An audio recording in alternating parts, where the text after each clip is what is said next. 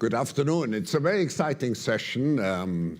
For me, I consider myself as an entrepreneur, even if I'm a social entrepreneur working for the public good. But to have at my side someone who is considered as one of the greatest entrepreneurs of our times, Sergey Brin, who is, as you know, the co-founder and president of Alphabet. I think it's a unique opportunity to exchange some views with you. And I wonder whether I should take my tie off or not. But let me go immediately into the subject. We talk a lot about the fourth industrial revolution. And I have written a book 1 year ago. When I look at the contents, I have the feeling such a lot is already outdated. What was considered a year ago science fiction is already reality. So maybe my first question to you is, where do you see the edges and the next frontiers of the fourth industrial revolution? That's a fantastic question. First of all, let me just tell all of you that you maybe should doubt my answers a little bit. So when I was heading up Google X a few years back, and one little project we had in there, which is now called Google Brain, which was this AI effort, but I didn't pay attention to it at all, to be perfectly honest. And myself having been trained as a computer scientist in the 90s, everybody knew AI didn't work. It's not like, people tried it. They tried neural nets. None of them worked out. And this fellow who was, one of our top computer scientists, Jeff Dean, would periodically come up with me and, look, the computer made a picture of a cat. And I'd say, okay, that's very nice, Jeff. Go, do your thing, whatever. And fast forward a few years, and now Brain probably touches every single one of our main projects, ranging, from search to photos to ads to everything we do. And this kind of revolution in deep nets has been very profound and definitely surprised me, even though I was like right in there sitting, like I could throw, paper clips at him. It's an incredible time, and it's very hard to forecast. Mm-hmm. What can these things do? We don't really know the limits. And in 100 years, if we imagine ourselves that, that these can do kind of everything we can imagine and more, it's a hard thing to think through and has really incredible possibilities. But I think it's impossible to forecast accurately. But Sergey, would you see more the positive side? Of course, as an entrepreneur, you have to see the positive side. But do you see also possible risks in all those fancy, if I may use this word, new means which we will have at our disposal? I think it definitely requires some thought. And incredibly, and I'm here at Davos, and I'm just shocked at how I feel like the Luddite in the room. Everybody's talking about, well, how do we cope with this increased automation here and the jobs displaced and so forth? And I feel like the one like, actually that's pretty hard to do with a computer, and I kind of know what we're trying to accomplish to make that technology work. And I think a lot of folks here are, I think, correctly forward-thinking, taking some of those innovations for granted, and then saying, well, what does that mean for society and so forth? I think that's the right thing to do. I think thinking through sort of AI as the continuing of the automation that we've seen in the past 200 years, and how that evolves society and economy and social order, that's the smart thing to do. I don't think it's sort of impossible somehow, but it deserves a lot of thought. You cannot, let's say, stop it. You can channel it. But I want to follow up a little bit about the horizons. We speak about our times now being, let's say, shaped by the digital revolution. Some people would say, when we sit here again, you came over 10 years ago as one of our young global leaders. For the first time here, when we sit again together in 10 years, we may much more talk about the biological revolution. And of course, then there's a combination of the biological and the digital revolution. Can you explain your thinking? Can you explain us your thinking in this respect, particularly because I know you are very interested in the medical issues also? Yeah. Well, I think you can approach health from several levels and say, well, what are the specific things that we are afflicted with, whether it's heart health or cancer, Parkinson's, I'm personally passionate about. And look at the specifics of treatments and understanding of those diseases. You can look at the more, this is the dilemma I have, as I kind of invest in Parkinson's research. Should I be doing that, or should I be investing in more fundamental research? You've seen what CRISPR, for example, has allowed biologists across all disease categories to use that kind of a tool. And it's just a more general kind of biochemistry innovation. And genomics has obviously brought us a lot of innovation there broadly. But then you could also ask the next question now, leading to what you said about the digital revolution. Well, if we had smarter processing, smarter software, could it unveil, patterns and understanding? Should we just be working on sort of the machine learning solutions that are broadly going to allow us to do more in biology, but also in other fields, in economy and electronics and astronomy? So, it's a whole set of layers, and these lower level layers, the increased machine learning and so forth, kind of spans the gamut of human endeavors. And therefore, when you invest in those things, you get this multiplied effect. But of course, you still need to do the biology, and then you need to understand the individual diseases, and ultimately you need to treat individual people. So big data, digital tools at the service of medical and biological progress and advancing very fast. But can you imagine that in 10 years when we are sitting here, we have an implant in our brains, and I can immediately feel, because you all will have implants, and we measure your brain waves, and I can immediately tell you how the people react, or I can feel how the people react to your answers. Is it imaginable? I think that is imaginable. I think I think you can imagine that. You can imagine, well, you're going to be sort of transplanted into the internet, so to speak, to live forever in a digital realm.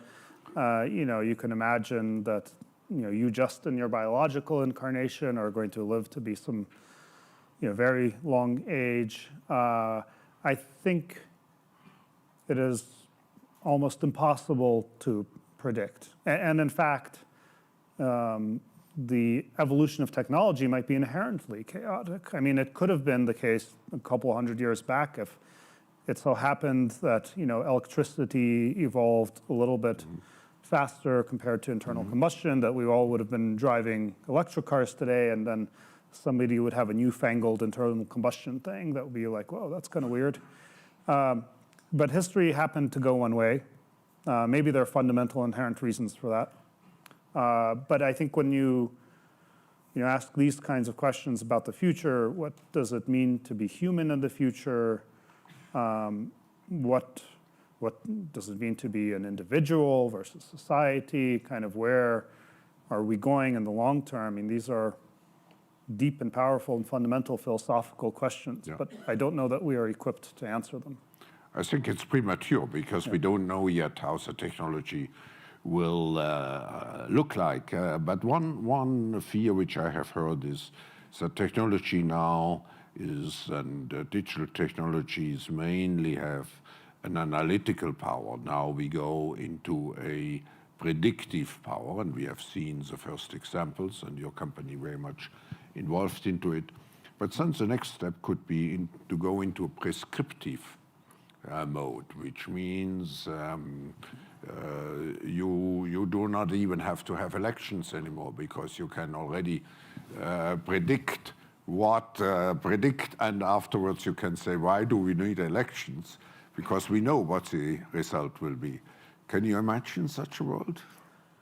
Well, you might then further ask, well, why do we need to have elected leaders at all? Because you might as well have all the decisions made.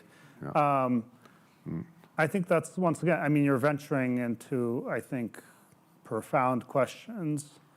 You can ask also, what will we actually want? I mean, we have a set of values and desires today that are probably pretty different than, before the Industrial Revolution, and different still than before the Agrarian Revolution. And we might continue to evolve. And many of us today participate, obviously, all of us probably, in the global economy developing and so forth. Some of us choose to be, Buddhist monks, and we just seek enlightenment through our spirituality. So, I mean, I think people have different ways of evolving and finding meaning in different situations. And it could be that the way we look at it 100 years from now is so different than we look at it today that it's almost unrecognizable for us, the thinking, the rationale, and the desires. We wouldn't even be able to translate. I think this is a very, not only interesting, it's a crucial issue. We are looking at technology very often threatening our present thinking, interpretation of how the world evolves. And actually, we need new, you use the word meaning, we need new concepts to define what humanity is and what the purpose of our lives is. And we may go much more again into the direction of, people are afraid of robotization, but it may be humanization, which robotization will allow. This is a very optimistic, let's say, perception, which personally I share, but would you agree? Oh, 100%. I mean, I think if you were to go back in time 10,000 years and you meet somebody out there, work in their field, you were to say, and they said, well, where are you from? They probably wouldn't even ask you, what do you do? That wouldn't be a meaningful question. But if you were to say, well, I'm an economist, they'll be like, what is it? Plow my field, and then, we can talk more about, whatever it is that you mean you do. I think it is exactly true. I think that if some of the burdens of day-to-day life that have been increasingly alleviated through technology, through agriculture, and so forth, maybe that leaves us free to really think a little bit more deeply about who it is we are and what it is we seek. But those new technology paradigms need also, I would say, a new governance paradigm. If I think of the old-fashioned, let's say, governments see a technological development or regulatory agencies, there's a parliamentary commission, finally regulations come out after 5 years. This is absolutely not suited anymore to our new technologies. So we need much more agile interaction between business, regulators, civil society, and so on. Yeah, I mean, and once again, I've been really blown away this year. As you know, I haven't been to the forum for about 8 years. I think the level of enlightenment and conversation between politicians and business leaders and social entrepreneurs is incredible to me. And that's the kind of interaction I think that'll breed success. And I think also, don't forget, outside of here, oftentimes it's a very antagonistic relationship between government and business and so forth. And I think that also is very unhealthy. So I think not only, should we try to tackle things more quickly, but also in a real collaborative way. I think some of this, let's say, antagonistic view comes because people see particularly the effect on job elimination. And of course, Schumpeter's rule of creative destruction or destructive creation. And people have difficulties to see the jobs of the future.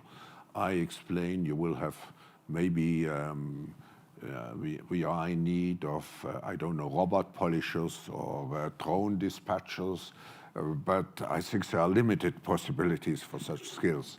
Where do you see the skills which I think you in Alphabet, you do not have enough people. You are permanently looking for people.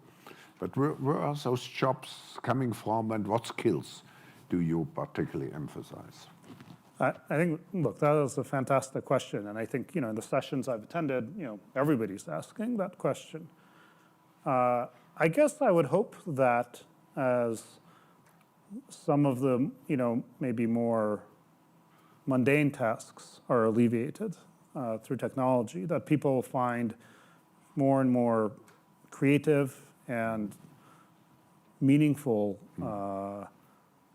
ways to spend their time. I think, the way the word job specifically, has a lot of implication and a lot of, the way that we might have spent the past couple generations. Like, a job means you go to the office, like here, and you do some things, you have some papers, you have an inbox, you have an outbox. And I think so our mindset is somewhat narrow in that way. And yet we have, jobs that are more creative and thoughtful. Take economists, for example, which is, a hard thing to describe to a farmer. Fortunately, I'm an engineer. Yeah, so. Oh, you're an engineer, sorry. Okay, we have some economists here. It is the World Economic Forum. I think. Not engineering forum. Sorry. Engineering is pretty easy to describe, I think, to folks. Yeah. But being an economist is not like that easy to describe. And it's not that we need 5 billion economists. But the point is that I think if you sort of continue that trajectory, you do see more and more people that have been freed up over the past couple hundred years to do work that is, more kind of thinking about things or creating things, seeking aesthetics, whether it is in an intellectual domain or a purely artistic domain. And I would hope to see that trend continue. And I would hope that the world would find an opportunity. This is where I think education becomes very important. And I think broad education. Yeah. But as some of these jobs are displaced, giving people the opportunity to get educated from the point of view of having actually the education resources, the financial wherewithal to be able to pursue that. Like, you don't want to be studying Shakespeare and going hungry or something like that. And being somewhat open-minded, giving people a chance to develop different skills that aren't necessarily, okay, we have 5,000 needs for this exact kind of thing today. Because probably the thing that you want exactly 5,000 of today is the thing that also is more realistically automatable.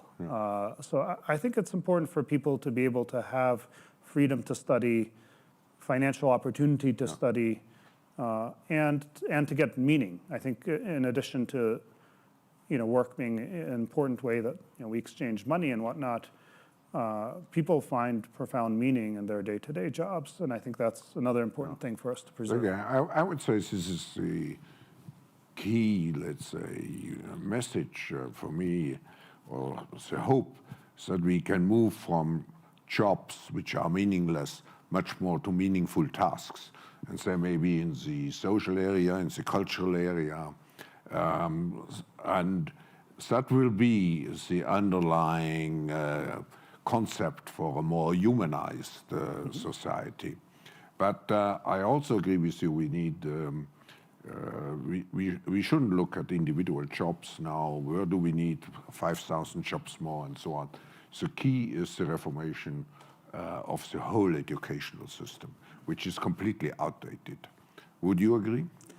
I think there are several systems that we have in place that I think for a lot of understandable reasons, they just have so much inertia, they lag behind. Education is one, and healthcare, honestly, is another. And I don't mean healthcare in the sense of finding the biological roots of disease. I mean, sort of the healthcare systems of hospitals and, maybe insurance, be it national or employer or whatnot. These systems are just so deeply embedded from an infrastructure point of view, from a sort of governance point of view, and so forth. They're very hard to transform and to update to today's needs. But I think that is a challenge that we should seek to overcome. And within education, I mean, I just think everyone should have access to education. And I'm talking about obviously sort of primary education and secondary and university, and for that matter, postgraduate work. I mean, those things are extraordinarily expensive today for kind of artifacts of the infrastructure. We assume we need like big buildings and fancy classrooms and things like that. And I don't think those things are necessary. I mean, it's fine to have those for some folks, but education should be universally accessible. Yeah. When I look at, I mean, it's incredible the success of your company. And when I look at Silicon Valley in general, the success is mainly related also to a platform approach, and it's a new management concept. And of course, many people envy you because you are in this area where you have this exponential growth potential. And this creates also some, not only envies, also some, how shall I say, it's more than envy, it's aversion against the Silicon Valley model because you can grow so fast.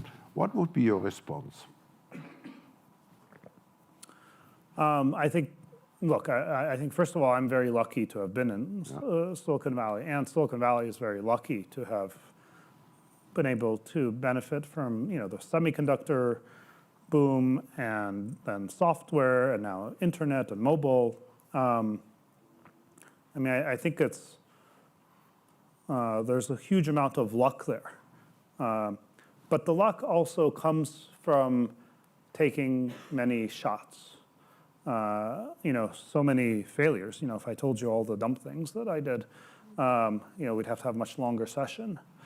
And the successes, they often are chance. I mean, I mentioned the Google Brain work that they were just off in the corner. It's like, okay, fine, just do your thing. Verily, which is our subsidiary that does a wide range of healthcare innovation now, really started with this glucose sensing contact lens project. And that was another one where I said, this fellow Babak and Brian Otis, who were working on it, and they wanted to put a computer in a contact lens. And I was like, you know what, that sounds crazy, but you go do your crazy thing. You can only have a couple people work on it. I'm not going to give you a lot of resources. But sure, if you put a computer in contact lens, good for you. And yet here they are, a few years later, and they're running, they're doing serious studies now. They have a big partnership with Novartis and Alcon, and they are, hopefully going to bring those to market, alongside with a bunch of other projects that has spawned. And I didn't know anything about that, and I never would have predicted or guessed that.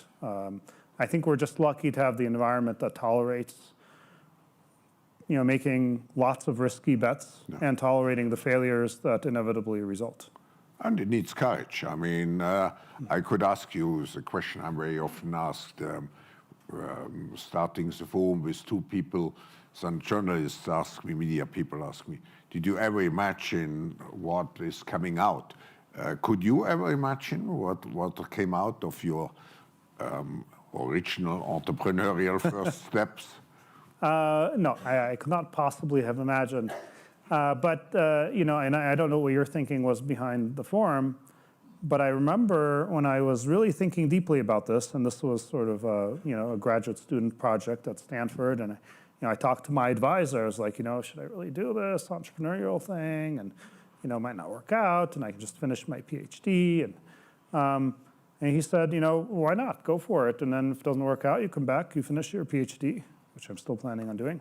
But anyway, there's like no big deal. Just give it a shot. And I think that mentality permeates Silicon Valley, and I think that's one of the strengths that there's really not much.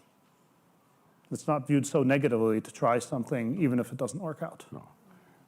When you look back now to this history, and you have I would say, many young people listening to you here or via digital transmission, what would you, out of your own experience, give as an advice to those young people? Who everybody sees you as a role model and wants to imitate you. What would you tell them as a key learning of your own? I think young people, in some ways, their life is much easier than sort of my life might have been at that stage. Just for, I think all of us, having before. Whatever, if we were traveling to Switzerland, it'd be a big stressful thing. How do you get in touch with people before mobile phones, arrange your travel, figure out how to exchange your currency? There are many things, we can whip our phones out and look up anything and figure out how to get somewhere. There are a lot of affordances that are such conveniences today that make it easy.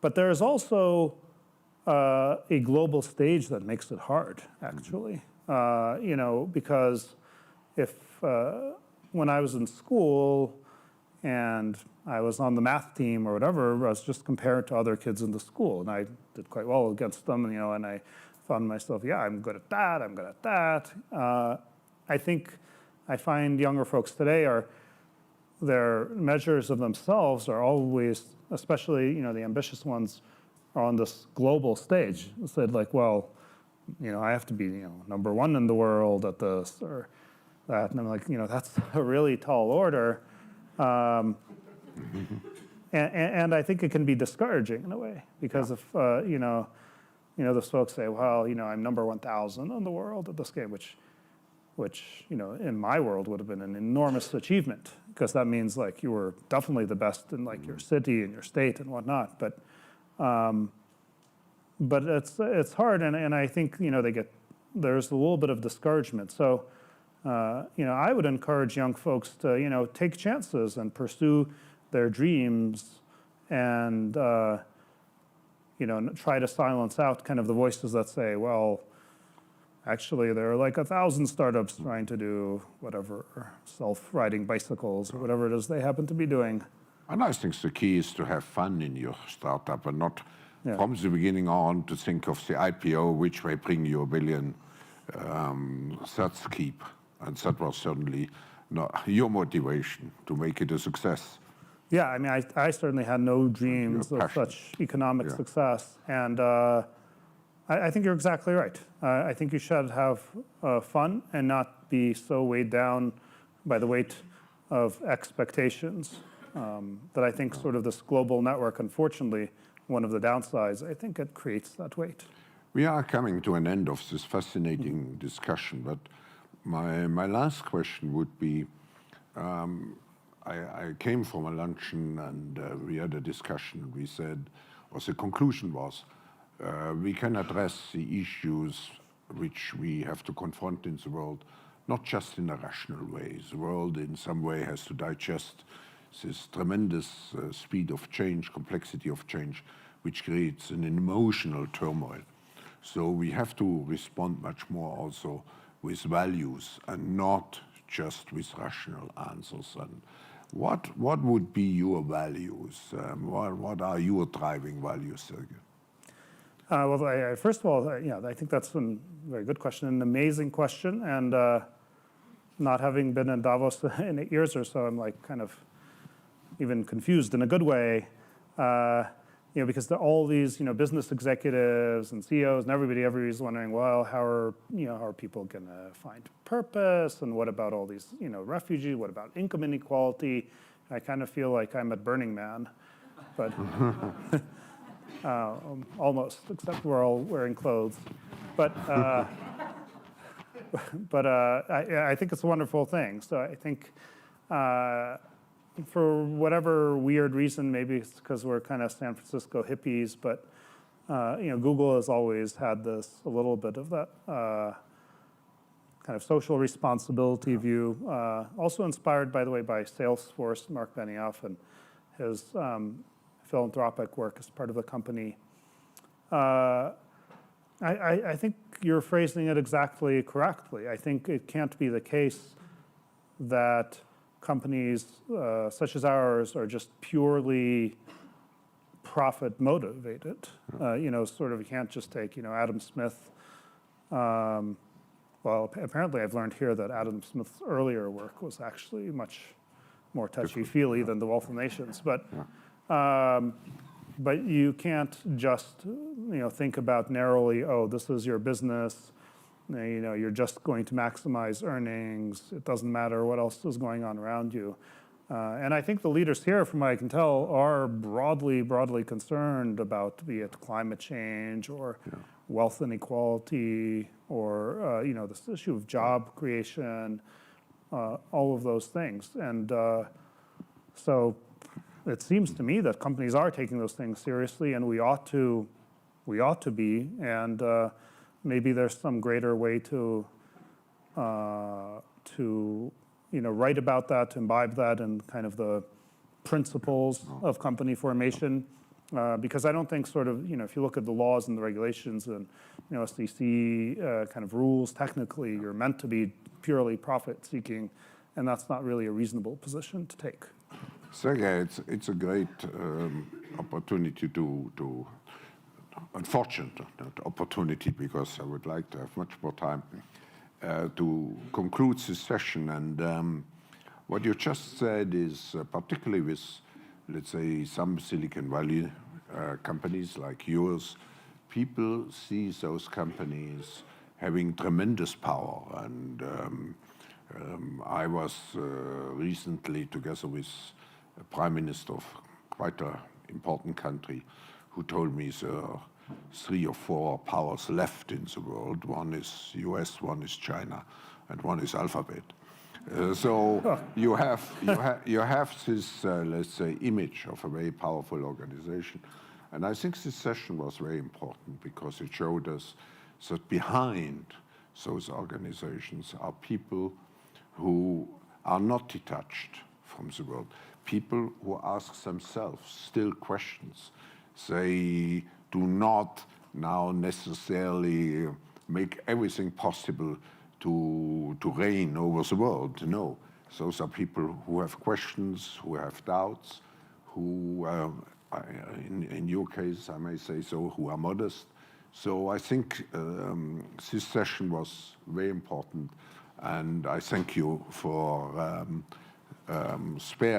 sharing with us not only your ideas, but your personality. Thank you very much. Thank you very much. Thank you. Great session.